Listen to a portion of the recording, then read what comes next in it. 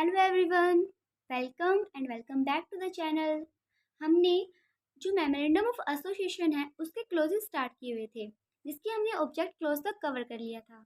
आज हम liability close cover करेंगे। लायबिलिटी क्लोज में ये मेंशन होएगा कि कंपनी की लायबिलिटी लिमिटेड है या अनलिमिटेड। अगर किसी भी कंपनी की लायबिलिटी लिमिटेड है तो उसमें दो केस बनते हैं कि वो शेयर से लिमिटेड है या गारंटी से।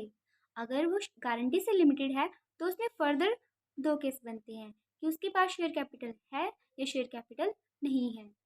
अगर कोई कंपनी जिसकी शेयर कैपिटल से लिमिटेड है तो उसके जो शेयर होल्डर्स होंगे वो सिर्फ उसकी अनपेड वैल्यू, जो शेयर्स की अनपेड वैल्यू होएगी, सिर्फ उसके लिए लायबल होंगे। फॉर एग्जांपल, अगर किसी पर्सन ने 100 शेयर्स बाय किए हुए हैं, 100 शेयर्स बाय कर रखे हैं, तो और जिस जो कि 10 रुपीज़ ईच के हैं और उसने 7 ऑलरेडी पे कर दिए हैं, तो वो सिर्फ 300 के लिए, 300 कैसे, 3 × 100, सिर्फ 300 अमाउंट के लिए वो लायबल होएगा। यानी कि जितना अमाउंट उसने पे नहीं किया है, सिर्फ अनपेड वैल्यू होएगी जो शेयर्स की, सिर्फ वो उसके लिए लायबल होएगा। शेयर्स के केस में अगर कोई कंपनी गारंटी से रिलेटेड है तो उसमें दो केस बनते थे कि शेयर कैपिटल है या शेयर कैपिटल नहीं है। अगर शेयर कैपिटल है तो उस केस में क्या होएगा, जितनी उसने गारंटी ले रखी है प्लस जितने अमाउंट की उसने वैल्यू पे नहीं की है शेयर्स की, दोनों के लिए वो लायबल होएगा। जितने की उसने गारंटी ली है प्लस जितने अमाउंट के लिए उसने शेयर्स परचेज किए थे और जो अमाउंट उसने पे नहीं किया है उसके लिए। और अगर शेयर कैपिटल है ही नहीं तो अनपेड वैल्यू जो अमाउंट है, जो शेयर्स है, उसकी बात ही नहीं आएगी और वो सिर्फ गारंटी के लिए ही लायबल होएगा। हर एक कंपनी को ये स्पेशली मेंशन करना पड़ता है कि उसके मेंबर्स की लायबिलिटी लिमिटेड होएगी या अनलिमिटेड। अगर उसने लिमिटेड वर्ड का यूज़ नहीं भी किया तो भी उसे मेंशन करना पड़ता है कि उसकी लायबिलिटी लिमिटेड है या अनलिमिटेड, क्योंकि किसी किसी केस में कंपनी को ये लाइसेंस मिल जाता है एग्जामिशन का कि वो वर्ड को ड्रॉप कर सकती है, लिमिटेड वर्ड को ड्रॉप कर सकती है। तो उस केस में उन्हें अलग से बताना पड़ेगा कि उनकी मेंबर्स की जो लायबिलिटी होएगी वो लिमिटेड बनेगी या अनलिमिटेड। कन्वर्जन। अब वैसे तो लायबिलिटी लिमिटेड है, लेकिन किस केस में उनकी लायबिलिटी अनलिमिटेड हो सकती है ये हम देखेंगे। मेंबर्स की लायबिलिटी अनलिमिटेड तब हो सकती है अगर उनकी जितनी जो उन्होंने जितने मेंबर्स होने चाहिए उससे कम मेंबर्स हो गए हैं। फॉर एग्जांपल, अगर कोई पब्लिक कंपनी है तो पब्लिक कंपनी में मिनिमम 7 मेंबर्स होना कंपलसरी है। अगर 7 से कम मेंबर हो गए हैं फिर भी बिजनेस चला रहे हैं, या फिर अगर कोई प्राइवेट कंपनी है और उसमें मिनिमम 2 मेंबर्स होने चाहिए और 2 से कम है यानी कि 1 है, फिर भी बिजनेस कैरी ऑन है। 6 मंथ से ज़्यादा हो गए हैं, बिजनेस फिर भी चले जा रहा है, तो उस केस में मेंबर्स हैं जो उनकी लायबिलिटी ऑटोमेटिकली अनलिमिटेड हो जाएगी, सेवरली लायबल हो जाएंगे। यानी कि वो पर्सनली लायबल भी हो सकते हैं या फिर इंडिविजुअली भी हो सकते हैं या फिर सेवरली भी श्योएबल हो सकते हैं। यानी कि उन पे हम श्यो कर सकते हैं, उनको केस कर सकते हैं उनके ऊपर उस अमाउंट के लिए, उस टैक्स के लिए जो कि अराइज हुआ है कॉन्ट्रैक्ट के ड्यूरिंग। यानी कि जो कॉन्ट्रैक्ट हुआ था उस टाइम पीरियड में जितने कॉन्ट्रैक्ट हुए हैं उसमें जो डेट्स अराइज हुए हैं उनके लिए वो लायबल बनेंगे और उनकी लायबिलिटी अनलिमिटेड हो जाती है। अगर जितने मेंबर्स होने चाहिए, जितनी रिक्वायरमेंट थी उससे कम मेंबर हो गए और फिर भी बिजनेस कैरी ऑन है, ये उस केस की बात है कि मेंबर्स जितने होने चाहिए उससे कम है फिर भी बिजनेस चलाए जा रहे हैं, तो उस केस में उनकी लायबिलिटी अनलिमिटेड हो जाती है। डायरेक्टर्स और मैनेजर्स की लायबिलिटी भी अनलिमिटेड हो सकती है। कब? अगर मेमोरेंडम ऑफ एसोसिएशन में पहले से ही ऐसा प्रोवाइडेड है, उन्हें बताया गया है कि इन केस अगर कुछ सर्कमस्टांसेस अराइज होते हैं तो आपकी लायबिलिटी अनलिमिटेड हो सकती है, तो ऐसा भी हो सकता है।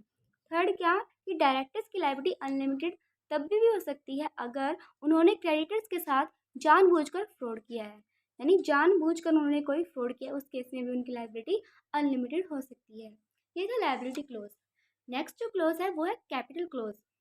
कि कैपिटल क्लोज क्या कहता है कि जिस अमाउंट से कंपनी रजिस्टर्ड है, जिस अमाउंट से कंपनी रजिस्टर्ड है वो उसकी कैपिटल होती है। यानी कि वो उसकी नॉमिनल अमाउंट होता है, उसकी ऑथराइज कैपिटल होती है। और ये जो कैपिटल है ये 2 टाइप्स में डिवाइड हो सकती है, या तो इक्विटी शेयर कैपिटल या प्रेफरेंस शेयर कैपिटल। इनमें क्या डिफरेंस होता है कि प्रेफरेंस शेयर कैपिटल को ज़्यादा प्रेफरेंस दी जाती है by the name it's clear, उनको प्रेफरेंस दी जाती है, प्रायोरिटी होती है प्रेफरेंस शेयर होल्डर्स। और इक्विटी जो शेयर होल्डर्स हैं उनको एंड में मिलता है डिविडेंड। लेकिन क्या प्लस पॉइंट है इक्विटी शेयर होल्डर्स का कि वो रियल ओनर्स होते हैं, प्लस उन्हें वोटिंग राइट्स भी मिलते हैं। हम इसमें डीपली स्टडी नहीं करेंगे, सिर्फ इतना पता है कि हमें ऑथराइज कैपिटल है जो वो होती है जिस अमाउंट से कंपनी जो रजिस्टर्ड है, इससे ज़्यादा वो अपने शेयर्स को इशू नहीं कर सकती। जितना अमाउंट उसने बोला है, जितनी अमाउंट से वो रजिस्टर्ड है, सिर्फ उतने ही अमाउंट तक शेयर को इशू कर सकती है, उससे ज़्यादा नहीं कर सकती। अनलेस जब तक उसने सारी फॉर्मेलिटीज़ पूरी नहीं की है, यानी कि फॉर्मेलिटीज़ पूरी करके वो इससे ज़्यादा भी शेयर्स इशू कर सकती है। उसके लिए उसे पहले फॉर्मेलिटीज़ को पूरा करना पड़ेगा। ये था capital close. The next clause is association clause and the last one is also. ये हमारा लास्ट क्लॉज है एसोसिएशन क्लॉज, जिसे हम सब्सक्रिप्शन क्लॉज भी कहते हैं। एसोसिएशन क्लॉज यानी कि एसोसिएशन बनने के लिए वो रेडी हैं, वो पर्सन जिसने मेमोरेंडम ऑफ एसोसिएशन को साइन किया है। साइन करने का मतलब है कि वो रेडी हैं, उसकी कंडीशन से, मेमोरेंडम की कंडीशन से वो सेटिस्फाई हैं और वो एसोसिएशन में कन्वर्ट होने के लिए रेडी हैं। अब एक बार उन्होंने साइन कर दिए तो उसके बाद वो विड्रॉ नहीं कर सकते। जिसने साइन किए हैं वो एक विटनेस की प्रेजेंस में साइन करते हैं, और जो साइन करते हैं वो उनके अपनी अपनी रिक्वायरमेंट होती है। पब्लिक के केस में 7, प्राइवेट के केस में मिनिमम 2 मेंबर्स। एक बार साइन करने के बाद वो अपनी कंसेंट को विड्रॉ नहीं कर सकते। क्यों नहीं कर सकते? क्योंकि फिर वो कॉन्ट्रैक्ट के अंदर आ जाते हैं। कॉन्ट्रैक्ट में आने से पहले, यानी कि अगर आरओसी ने उन्हें रजिस्टर्ड नहीं किया है का मतलब उनके बीच में कोई कॉन्ट्रैक्ट नहीं हुआ है, कोई कॉन्ट्रैक्चुअल रिलेशनशिप अभी तक नहीं एस्टेब्लिश हुआ है, तो तब तक तो वो विड्रॉ कर सकते हैं।